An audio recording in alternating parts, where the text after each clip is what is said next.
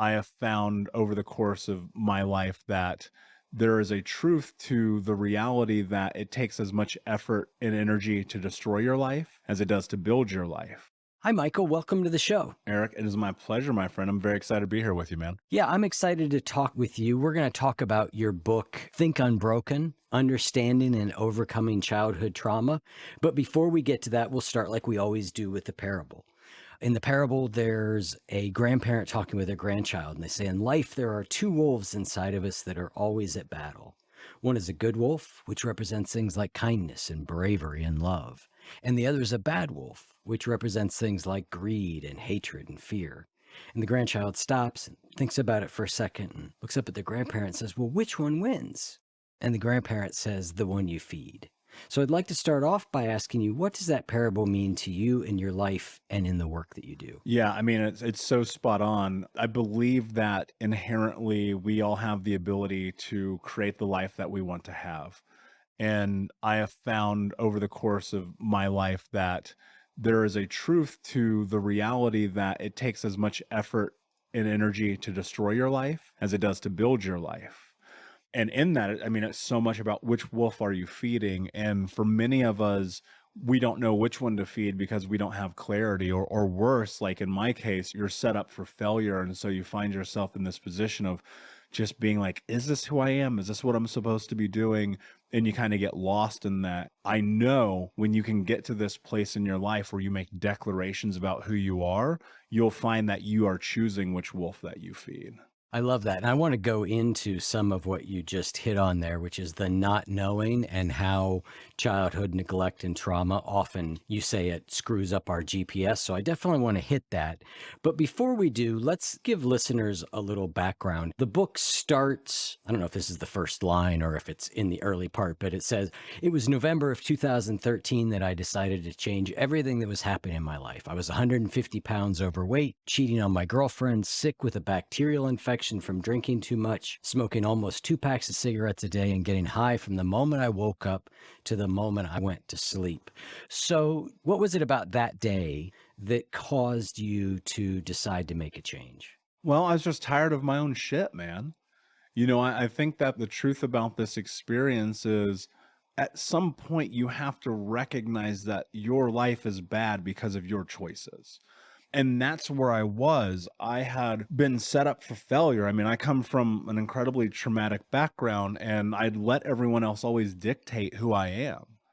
You're not good enough. You're not strong enough. You're not capable enough. And I started to believe it. And then I started to act like it. And then that became my reality. And, to be sitting 350 pounds, smoking 2 packs a day, my life is a disaster, but I'm doing really well in business. Like, that's stupid. Like, what is that? That makes no sense to me.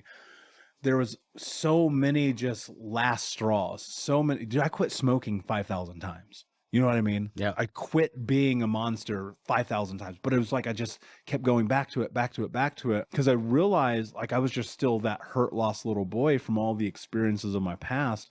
And as I was really starting to step further and deeper into this journey, it was on the backside of me putting a gun in my mouth. I was so miserable with my life, and I'm just like, this is not who I am. This is not what I want. Why does this keep happening to me? And I realized that it was happening to me because I was allowing it to happen to me. I realized that my life fell upside down because I had let all of the people ingrain and embed and groom me into believing that I'm supposed to be a loser. And Eric, I was a loser because I let them tell me that I was.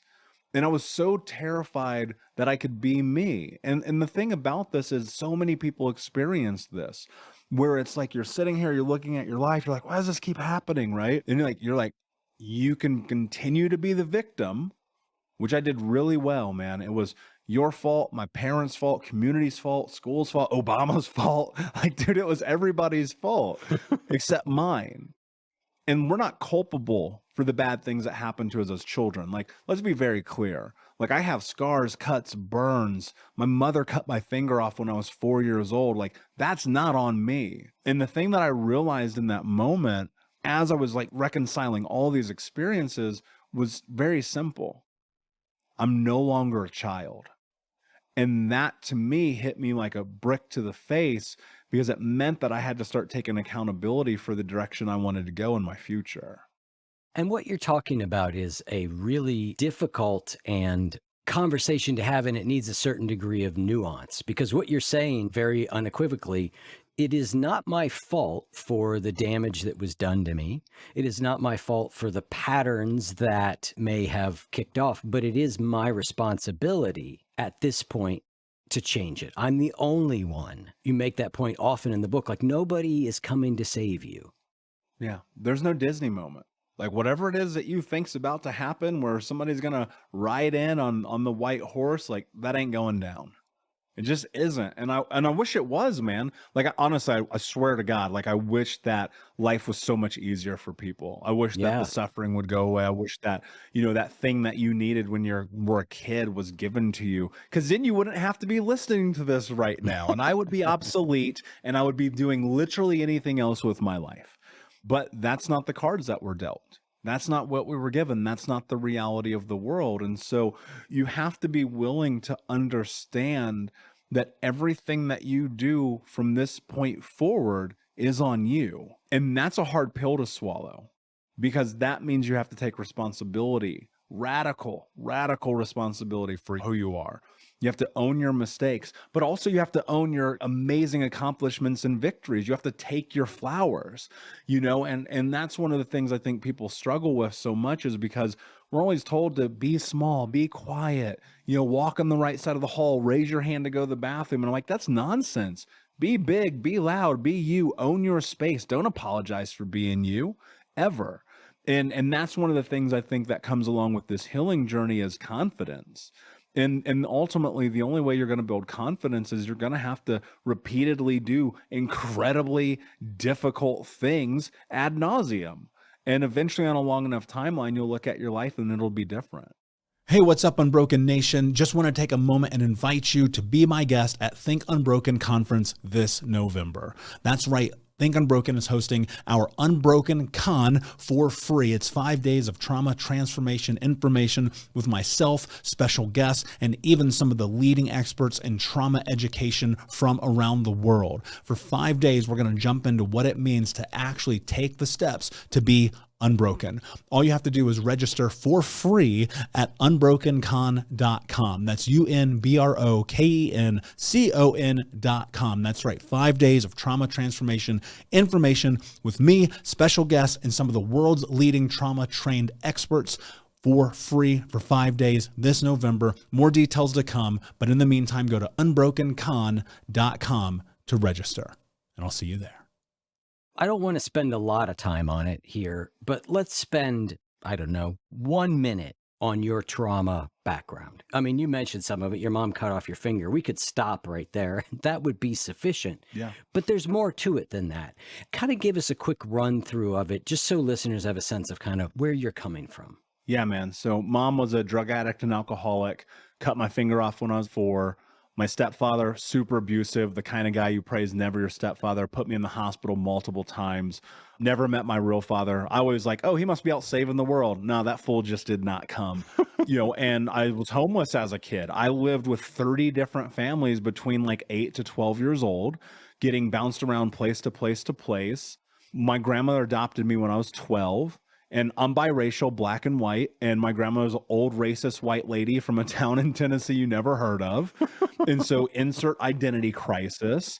I got high for the first time when I was 12, drunk at 13, expelled from school at 15, must have been in 100 fights, stole 100 cars, got shot at by the cops, watched my 3 childhood best friends get murdered. I mean, we can keep going. Yeah, we got sexual abuse in there. Let's not forget that. Well, there's that. There was a religious abuse growing up in the Mormon church. There's this thing called the ACE survey, Yep. ACE study, and it's a great marker for long-term health ramifications. And, I answered yes to all 10 of those questions. Like, look, it's not a competition. I want to be very clear about this. Right. I have the worst childhood of anyone I've ever met. And I've met some people who had some dark shit happen to them, but it's like, you know what?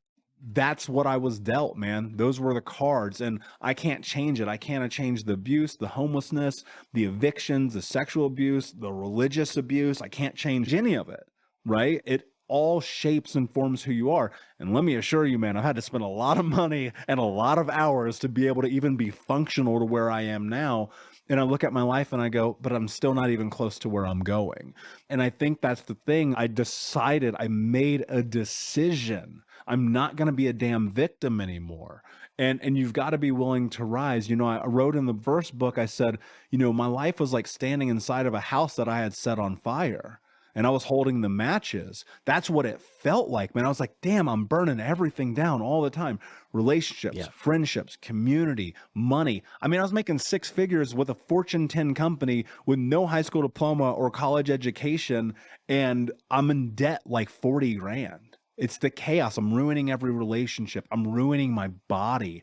The thing I hate more than anything that people who had traumatic experiences say is that I thrive in chaos. You shouldn't have to.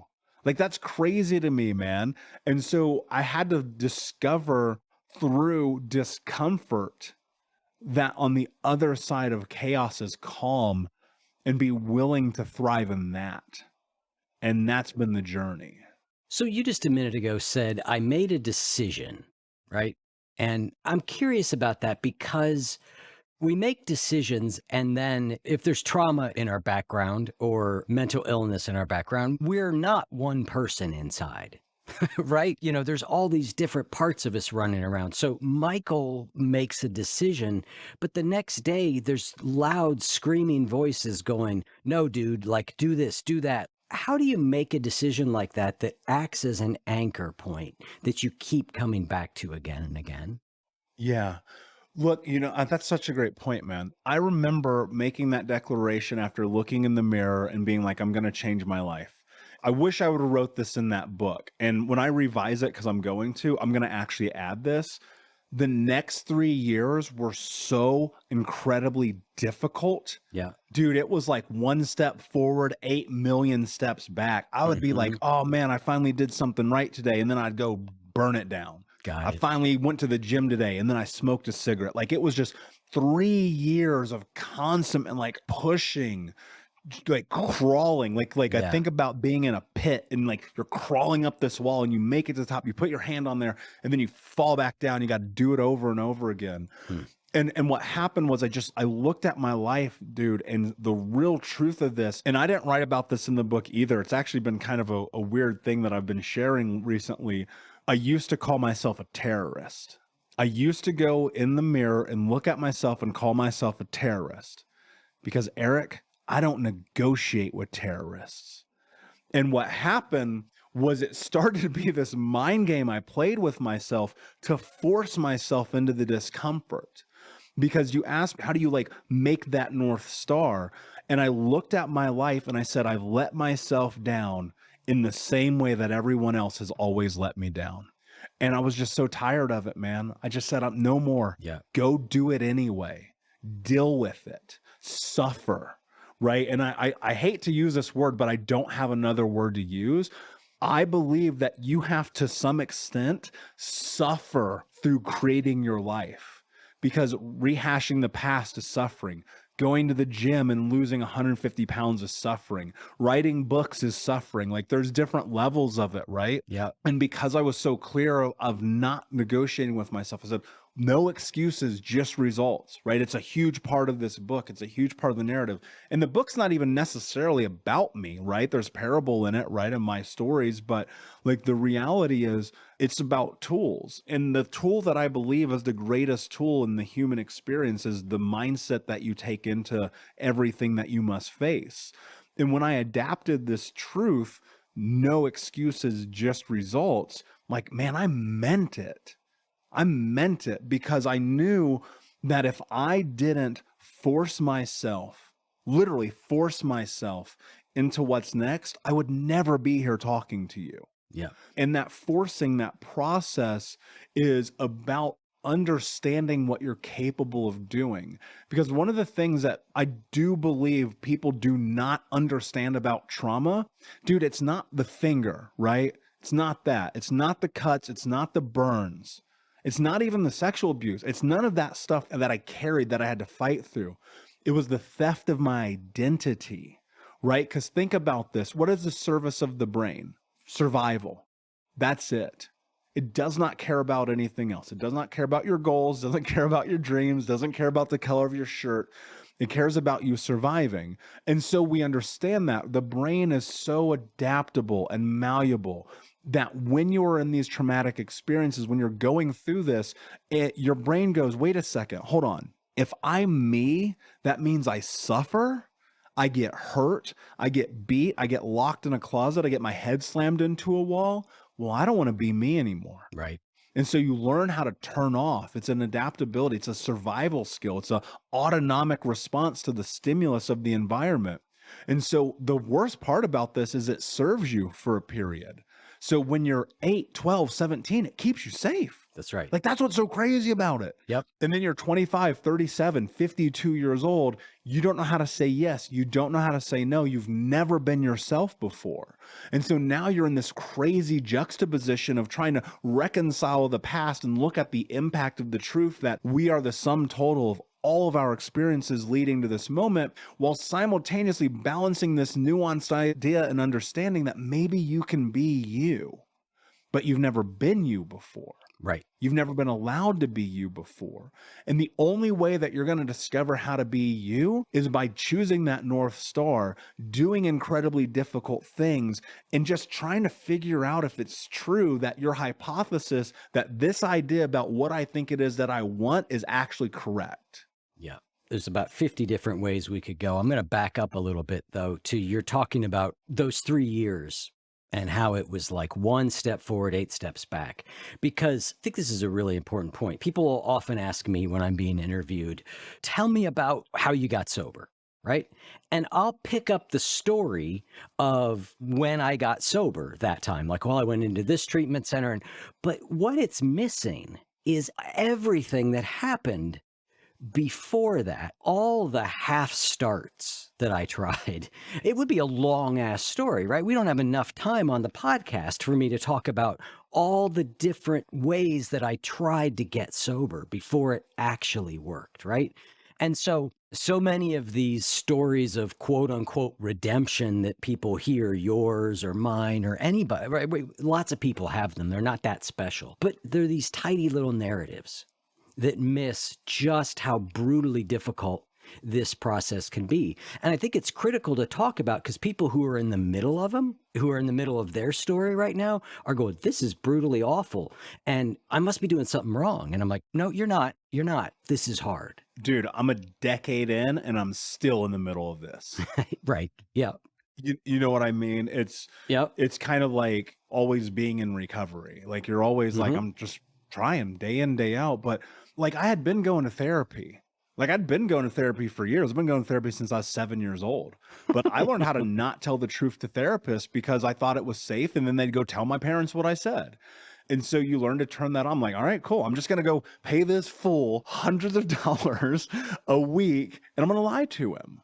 For what? It's so funny. It reminds me of, I was always stealing from the time I was, I was just a kleptomaniac from early on. I remember getting arrested one time and being sent to therapy. And I remember the therapist coming out and telling my parents, like, he seems like a really well-adjusted young man. I can only imagine the snow job I gave that woman. I can't fully remember, but I surely didn't open the doors to my inner chaos. Yeah. I became a masterful liar, man. I will argue today. This is why, like, I think values are so important. My number one value is honesty. Because I became a masterful liar. I watched my mother and my stepfather manipulate everything and everyone. Anyway, that's another tangent. Because I want to answer your question because I know how important it is. I would be in these situations that I said I'd never put myself in again. The random hookups on the internet, drunk in the bar at 11 o'clock at night on a Tuesday. There I am again at the damn gas station buying a pack of cigarettes. Yeah. Man, I said I wasn't going to do this anymore. This is the thing that I think is so important that I hope people will take away is that I noticed that the more work I did, the more effort I put in, the more therapy, the more personal development, the more, they weren't really called podcasts then, but the more of those I would consume, the further distance in time between those actions. And that's the thing that I think people need to hold on to if you're in the middle of this. Because if you haven't stepped into that vice in 6 weeks, that's fucking awesome. Yeah. I'll give you context. I'd get off of work and I drive to the gym every day for years. I did this literally for years. You talk about like chaos. And in the gym parking lot was a bar and a McDonald's. Like, talk about perfect place to put a freaking McDonald's right next to the gym. And they're gonna sue me. It's like the good wolf, bad wolf in a parking lot, right? Like it's 100%. Here's what I would do every day for years, Eric. Bags packed. It's in the passenger seat. I get in the parking lot. I'd look at that gym. I'd smoke a cigarette. I'd go to McDonald's. Go to the bar. Get in my car. Tomorrow. I'll do it tomorrow. And that was years of that, man.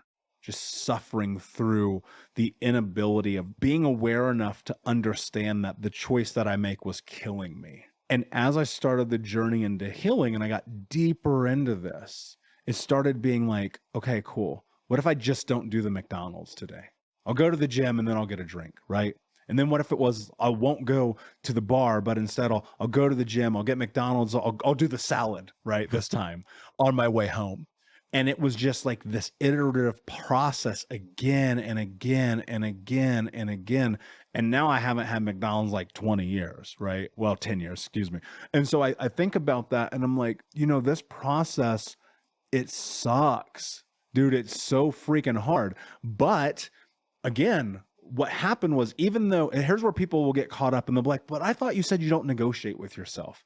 I don't, but it's just, you are learning. Yes. You're going through this process of understanding who you are, what you're actually capable of doing. Because if you've never been allotted the space to do this before, you got to give yourself some grace. And I say that because, think about this, Eric, we've never had this conversation before. This is the first time we have ever done this. Yep. You are going through this process of the human experience and discovering things that you've never been exposed to, right? So in that space in which you're like, all right, I'm trying to be sober. I'm trying not to hook up with strangers. I'm trying to go to the gym. I'm trying to eat well. Like, you're learning through failure, right? John Maxwell writes an amazing book called Failing Forward. I believe everyone should read, because it's so much about this idea of like, yeah, you're going to fail towards your goal. You're going to fail forward. You're going to trip over the finish line, right? But you're going to make it there if you keep going. And then now I look at my life and I go, I don't get drunk. I don't eat fast food. I'm 150 pounds lighter. I don't smoke cigarettes. I don't get high when I wake up. It's not that I don't still have my moments, because, dude, sometimes a movie will come on, they're like smoking a cigarette. I'm like, damn, I want a cigarette right now. And I go, no, you can't have one, dummy. It's not allowed. And so it's that thing where the triggers are always going to be there. But if you adapt these tools and you bring them into your life, when you have them, whether it's, you have a sponsor or you have a coach or you have that meditation or that journal, you go to that thing instead of the vice. And in a long enough timeline, you'll find that 6 weeks turns into 6 months, into 6 years, into the rest of your life. And it's just simply this process of just keep going forward. Don't stop. Because you screwed up does not mean you erased all of the effort. You don't rewind time. Time's gone forever. I'll tell you something really interesting. If people understand what I'm about to say, it'll change things for them. When I go to restaurants and I put my name on the list and it says time, I write now, because the time is now. That is the time it is. And so if you are willing to understand that right now is the thing that matters the most, not yesterday and not 10 minutes from now, but right now, the choice you're making in this moment is the thing that matters the most, it will change the trajectory of your future forever. Hey, Unbroken Nation, we'll be right back to the show, but I wanted to let you know that you can grab a copy of my first book, Think Unbroken, Understanding and Overcoming Childhood Trauma, for free. If you go to book.thinkunbroken.com, you can download the PDF ebook version of the book and get everything that I know about the baseline of healing trauma for free, downloaded to your email right now. Just go to book.thinkunbroken.com to download your copy of Think Unbroken, Understanding and Overcoming Childhood Trauma for a PDF for your phone. Again, that is book.thinkunbroken.com. You talk about how trauma really corrupts, you call it your GPS system, right? And it's got you thinking that what you really need is a Big Mac. What you really need is a drink. What you really need is a cigarette. And those voices don't go away right away, right? So how is it that you were able to sort of decide who you really are and which of those voices you want to listen to and which of those voices you don't want to listen to. And I'm just going to add to that a little bit, because part of the problem is that all those voices talk in our voice. They all sound the same. It would be great if the one that told us to do the self-destructive thing sounded like the Tasmanian devil. It would be easy to be like, that's not the right voice, right? So they talk in our voice, and sometimes the ones that are pushing us in quote unquote the wrong direction are really loud, and the one that's saying, here's who I am, here's who I want to be, is very quiet. How do you stay oriented? Yeah, that is the question, right? Like, Yeah. literally, if I could make a pill and sell it, I'd be the richest person on planet freaking Earth. Yes, indeed. Because that is the question. Ultimately, I think it comes down to understanding a really fundamental truth about this, is that this thing right here called a pen is the most powerful tool you'll ever own in your life. And what I did in the beginning is I sat down with a piece of paper and I wrote who I wanted to be. I wrote it out top to bottom. Massive, massive, massive clarity. I said, this is the person I want to be. This is the impact I want to make in the world. This is how I want to show up in my relationships, my friendships, my career, my business, my personal life, all of it, right? And I just started moving towards it a little bit every single day. Because without the clarity, it's like being in a rudderless boat. You're just going to end up wherever the breeze takes you. And then you're going to be like, oh, my life sucks. Well, yeah, because you weren't clear about where you wanted to go. Yeah. If you're on a desert island, it's because you let yourself get there, because you weren't super clear about where you wanted to be. And so in the beginning, it's so difficult because people don't understand the power of the mind. I truly believe what I'm about to say more than anything that I will ever say. In front of me, there's a sign that says, mindset is everything. I believe that so inherently in my soul, in my body, that I mean, it's the most true thing that I know. But in this personal development space that I live in, everybody's always like, mindset, mindset, mindset. But nobody tells you what it is. So I'm going to tell you what it actually means in a practical way that will help you navigate those voices. Because I promise you, man, they don't turn off. I tell people when they come into coaching with me, I'm like, man, this is the rest of your life game. Don't think that this is just going to be over because you did some coaching. It ain't. I promise. This is the rest of your life game. But one of the most important tools you have in this game is mindset. And mindset means this: what you think becomes what you speak become your actions, and your actions become your reality. And some of you listening to this right now are being so mean to yourself that if you said it to me, I would punch you in the face. And you're expecting yourself to be successful. There's something wrong with that picture. What I want you to do is I want you to take this pen. I promise you it will change your life. This is the most important dollar you'll ever spend in your life. And you're going to write down what I'm about to tell you. And then you're going to convince yourself that this is true. I am the kind of person who is kind to myself. I am the kind of person who is kind to myself. And I know what you're thinking, Michael, you're 6'4", covered in tattoos, gold nose ring. What do you know about kindness? Everything.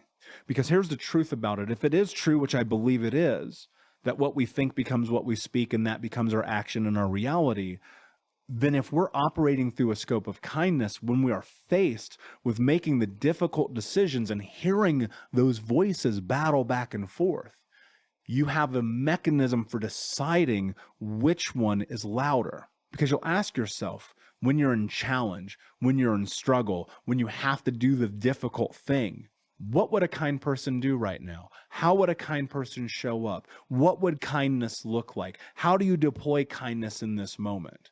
And then because you're thinking that, you will act that. And because you act that, that will become your reality. Because Eric, dude, I don't know about you, but the voice that says you're a loser, you're not good enough, you're not strong enough, you're not capable enough, you're fake, like that voice never fucking turns off.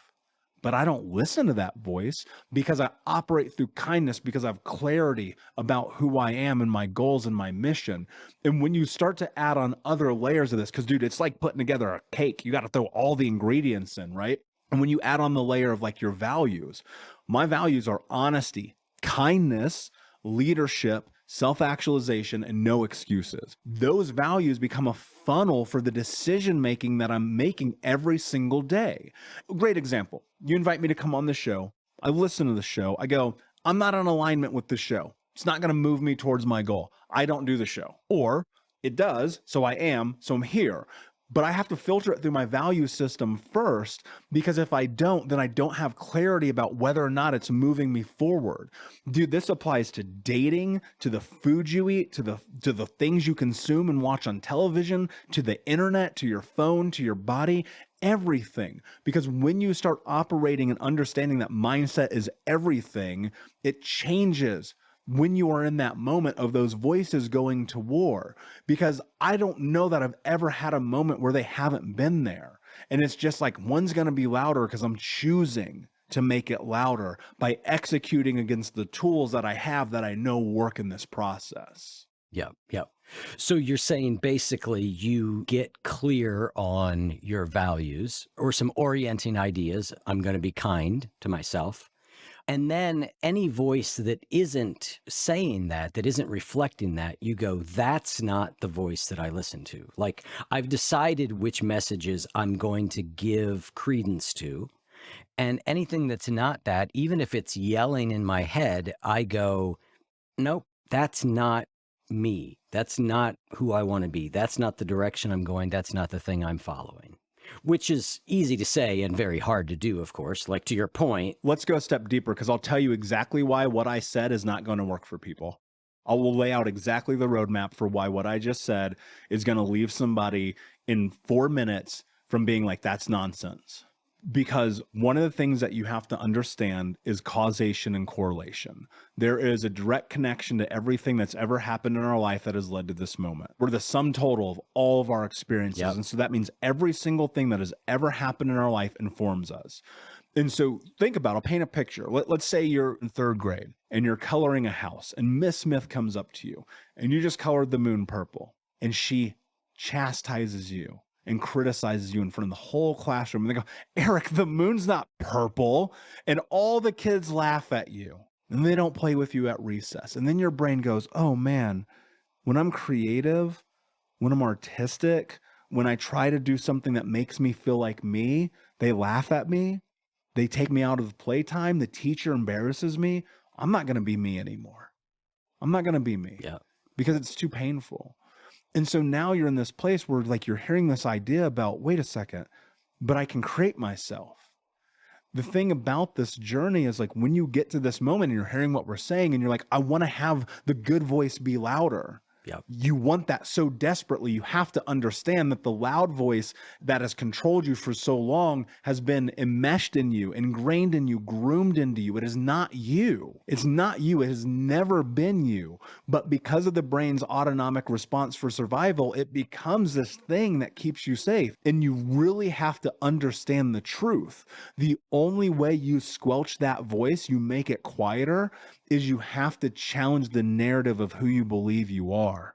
You have to be willing to do things you've never done. You have to be willing to fail. You have to be willing to step onto the edge of the diving board and jump. People will get 70% into this. They'll get 84% into this, and they won't take the final step.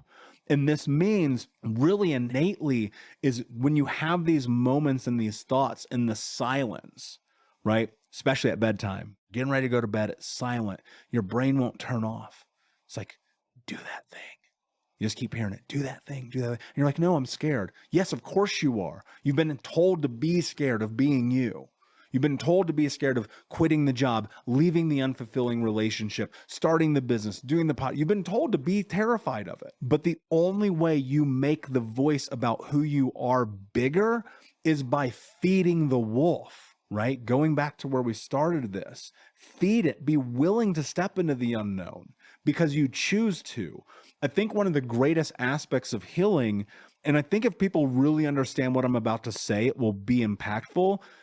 I only do what I want to do, and I never do what I don't want to do. Like, if you called me and you're like, hey, Michael, do you want to go to this country concert? I'd be like, no, absolutely not. I hate country music. No way, dude.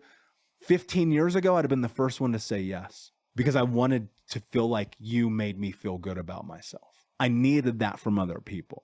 I needed other people. I needed to bend who I am to have community, to have brotherhood, to have companionship. And you know what I got out of that? A lot of drunken nights, a lot of hookups, a lot of bragging to my bros, a lot of bullshit. And as I changed, Jay-Z has my favorite quote of all time. He goes, people around you saying that you changed. Well, I didn't do all this work to stay the same. Who do you want to be? Who do you want to be? Because without putting in massive action, that voice that you want so desperately to be the voice that is predominant will never be heard. I want to go back to what you said a minute ago about I never do anything that I don't want to do. I assume you mean that you might very well know that going to a recovery meeting or your therapist is the right thing to do, but you don't quote unquote want to do it in that moment. Reconcile that with what you just said. Yeah, look, it's really simply about this. Let me actually preface this. You have to do things you don't want to do. Yeah. That's just the nature of the world. Yeah. There's monotony. Like you're going to have to do the same thing 8,000 times, right? Yeah. That's how this works. What I mean at a deeper level is the things that bend your identity are the things that you are not in alignment with, are the things that are against your values, your wants, your needs, your interests, your moral compass, right? It's going to the strip club or the bar when you're like, that's not who I am anymore. It's the smoking the joint in the morning when you're like, that's not who I am anymore. It's like those things. I don't do the things that I don't want to do because you peer pressure me, because I feel connection. One of the most interesting things that has happened over the course of the last decade is watching the people move away from me who have been in my life as I've changed, as I've grown, as I've said, I'm not going to go to the bar with you tonight. As I've said, I'm not going to go, do that thing that we used to do. And then, it's really funny because I'll pop on social on the occasion and they'll show up in a feed and they're doing the same thing we did 15 years ago. It ain't different. I'm like, I'm changing because I don't want to do that stuff anymore. Right. And that's what that means is you taking full ownership over who you are in all aspects. And I literally mean all aspects. I mean your career, I mean your relationship, the food you eat. Like if you're like, I hate coffee and you're going and drinking coffee because you want to fit in with somebody, you need to question and check yourself. Right. And the things that I want to do, I want to be healthy. I want to eat well. I want to go to therapy. I want to have a coach. I want to invest in personal development. I want to have a business that changed the world. I want all these things. So I only do things that move me towards those goals. Anything else does not bring value to my life. I will say this, Eric, because I understand why you asked the question. You cannot do this without the massive clarity that we've been laying the track work for trying to figure out. You've got to be able to step into that, because if not, again, you're just going to be on this rudderless boat, not going anywhere. Yeah. I love that. I don't do things that bend my identity. I think that's a great way of saying it, because, you've got your own business. I've got my own business. There are lots of tasks within that there are times I'm like, I do not want to do this. Right. But I know that it aligns with the direction I want to go, with the person I want to be. You in the book talk pretty eloquently about the fact that there was no sort of single modality that led you to change, right? You have done a lot of things, right? Run us through a list of some of the ways you've worked on healing. How much time do you have, man? Shit. Well, look, I'll go back to what are you willing to do to have the life that you want to have? No excuses, just results. Dude, that literally meant I'm going to do everything. Everything. I'm going to try it all because I don't know what works and I don't know what doesn't work because I haven't done it yet. And so it was therapy, group therapy, men's group trauma therapy, Gestalt therapy, CBT, EMDR, NLP, ABC, all the acronyms, dude. It was literally all those things. I went to all the support groups, AA, NA, SA, just trying, feeling, seeing, is this right? Is this wrong? Do I belong here? Do I not? It was getting a coach, going to personal development, investing in seminars, reading the books. Dude, I've read over 700 books in the last decade, right? It was going and listening to podcasts, getting certifications in trauma education. It was all of the things, man. It was body work, acupuncture, Reiki, you name it. Like I did it all, man. I was like, something's going to work. Shit, I don't know what, but we're going to find out. And it was the willingness to dedicate myself to it. And it cost every penny I had. And it cost every second of time I had. And even at one point early on, I had to borrow money. I was like, dude, I need this therapy. I don't have any money. I reached out, I asked for help. because I was like, I got to do something here, man. I'm going to therapy 4 times a week. I'm going to groups on Wednesdays and Saturdays. I'm, spending time on body work. I'm healing my body because I got so sick from all the drinking. Dude, I mean, I literally spent probably $250,000 and 100,000 hours on this, because I looked at it, I go, what price are you willing to pay for your health? I don't care how much it costs. Sign me up. And I found in that process, like some things worked really well and some things just, I just did not connect with remotely. Yeah. And I will never do again. Right. But I wouldn't have known that had I not ventured into it. But I will say this, like, honestly, and I mean this, I've thought about this a lot over the years. If I could go back in time, the first thing I would have done is I'd have hired a coach. Because the therapy, while is very, very important and should be a part of your journey, it wasn't getting me out of the habits. There was still no accountability. There still was no roadmap or game plan. And that's the thing that it would take me a few more years to discover. And that's ultimately what changed my life more than anything. There's a symbiosis in it. Like, let's be clear about that. But where I believe that I really like leaps and bounds, like started really laddering in this, was when I hired a coach and I got deep into personal development, because I realized there's this interesting distinction. Therapy to me felt like making meaning of past experiences, of being able to understand, again, causation and correlation, to be able to have rhyme and reason, like, oh, I act like this because of that, and then putting it on a shelf.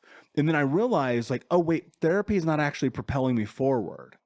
It's really, really beneficial for this stuff over here, but it's not giving me what I need to go to over here. Yeah.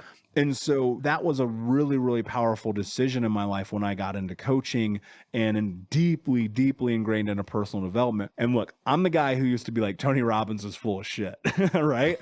All these personal development guys, they're morons. They don't know anything about life. And then you get in and you're like, wait a second, maybe they do.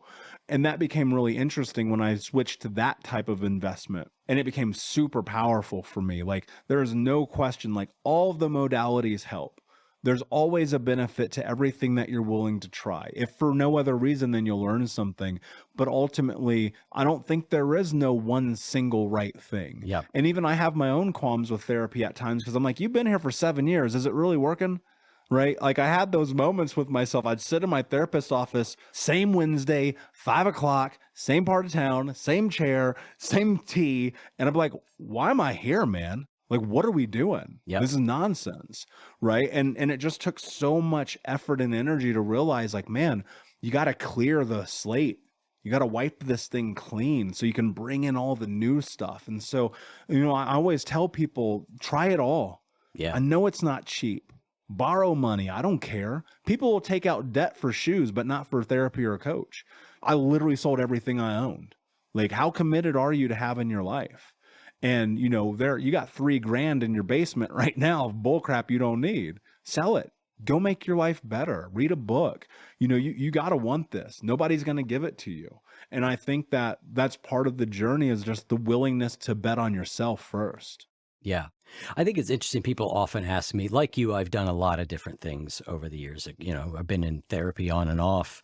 I don't know how old you are, but I've got a good number of years on you. So I've got X number of years to do this stuff. And, people would be like, well, did that thing work? And I'm like, at this point, I can't even tweeze apart what worked and what didn't. And would this have worked if I hadn't done that thing first? It's like, you got to try for yourself and see what's helpful. I coach people as well. And one of the distinctions I often make about a therapy and a coaching thing is I say, oftentimes, like, therapy is really valuable. Like, therapy could get me really clear on why, when there's an adult male in my life who's older than me, who seems like they're in a bad mood, I want to go crawl in the closet. Like, okay, it's pretty clear. I know why that is. The reality is, though, it still happens. Knowing doesn't make me not want to hide. So what I need help in is, what do I do right in this moment when that fear is coming up, when I'm in that situation that has paralyzed me in the past? How do I stay in it? And that's really where I think coaching can be helpful, because it's really focused on right now or moving forward. Yeah, 100%. And I think that societally, everyone's like, therapy. And I'm like, yes, but, and. That's right.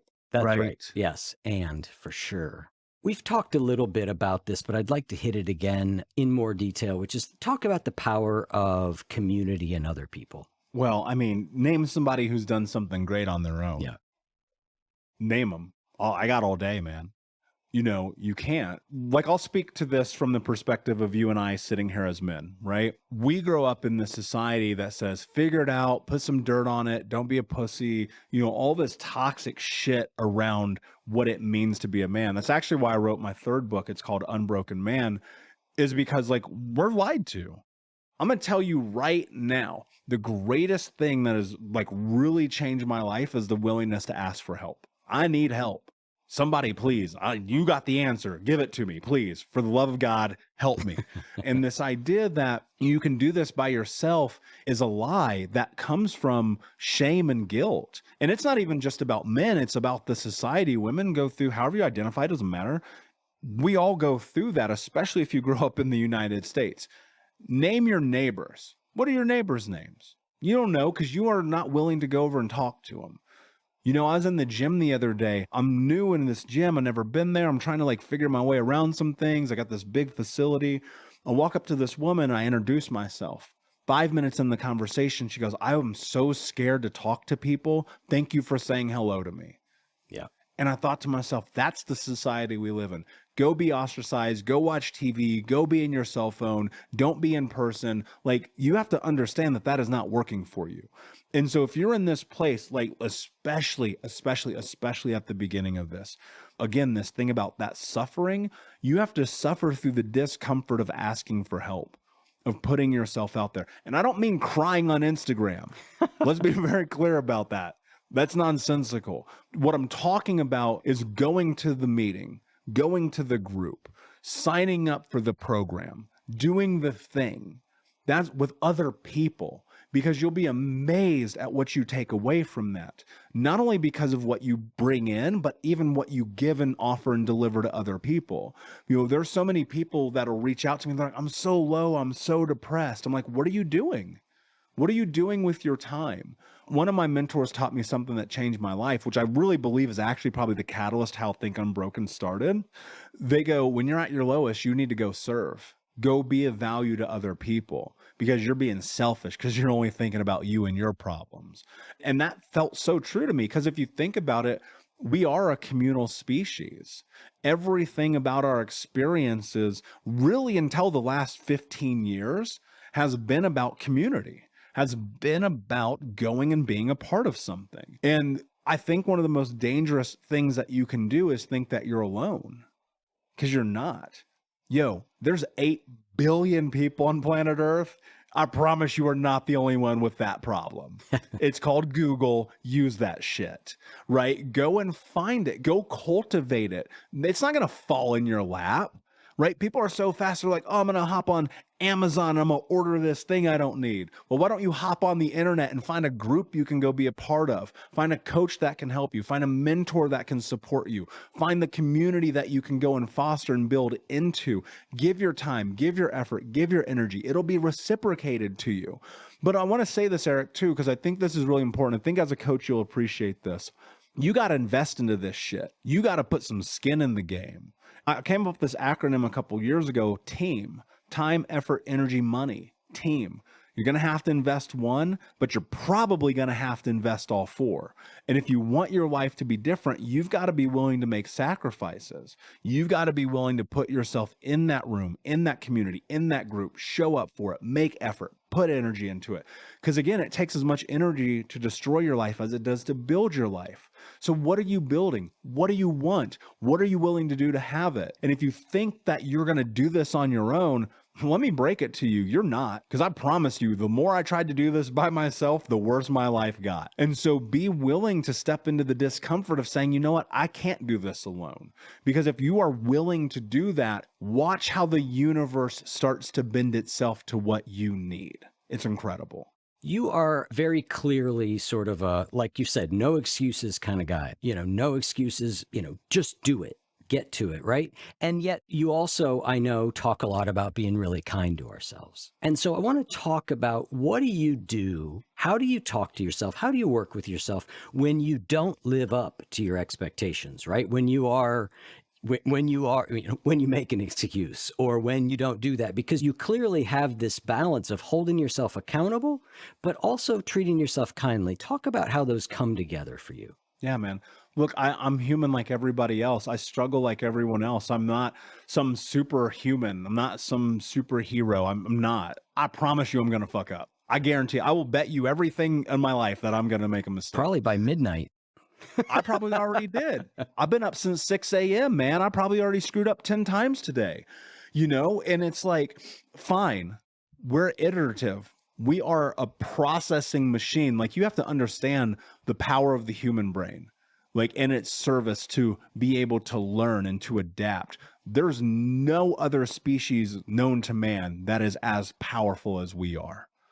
And when you recognize that, first and foremost, I don't allow myself to talk to myself negatively. I don't. I refuse it.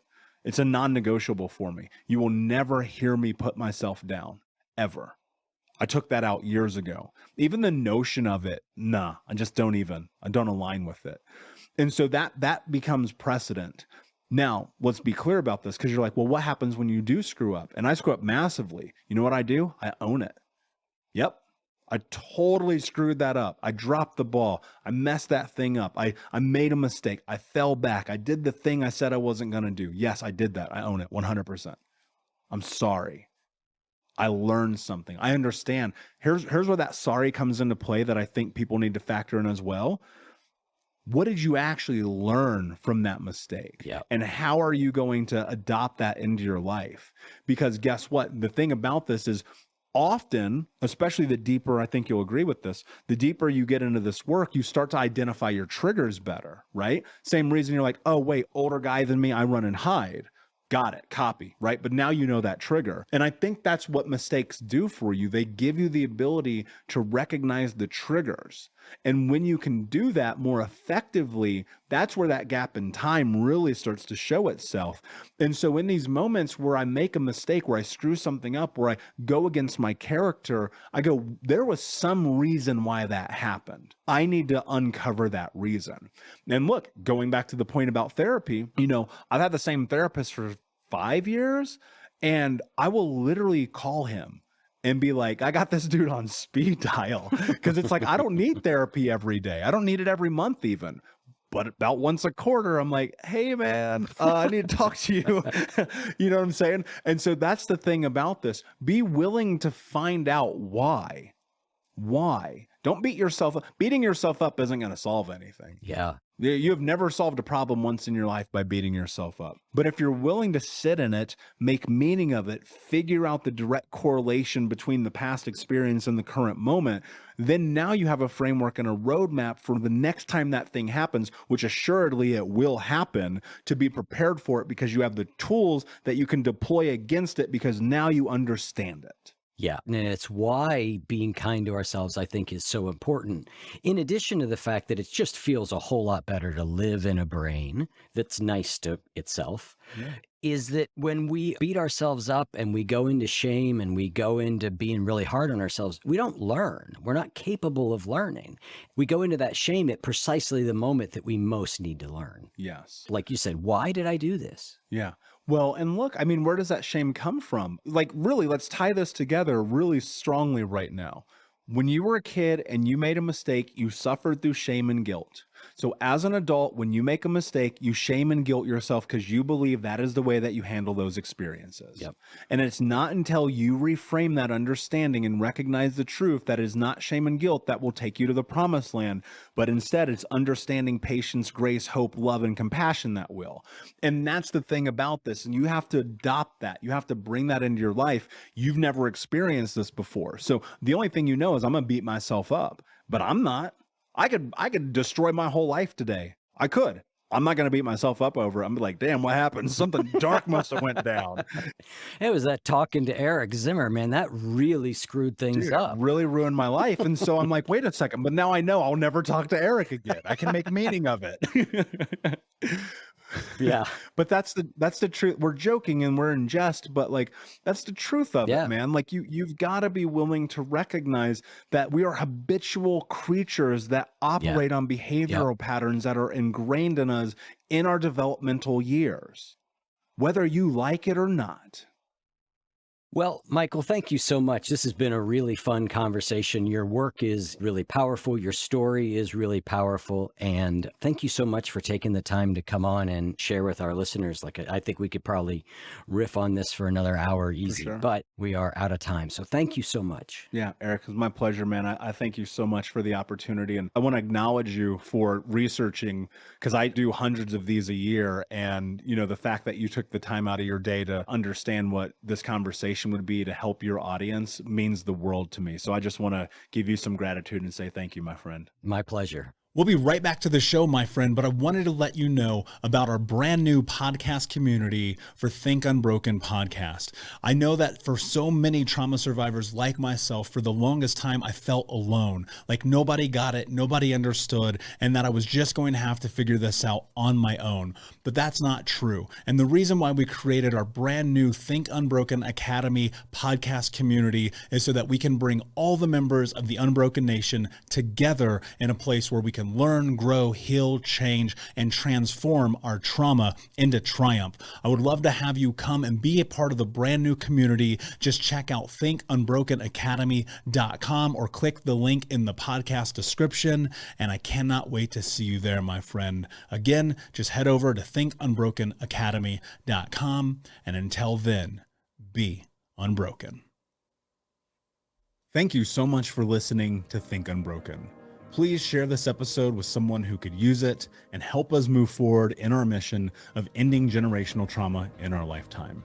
And if you would, please take 5 seconds to pop on iTunes or Spotify, hit that 5-star, leave a review, and you can also reach out to us on social at Michael Unbroken or at Think Unbroken.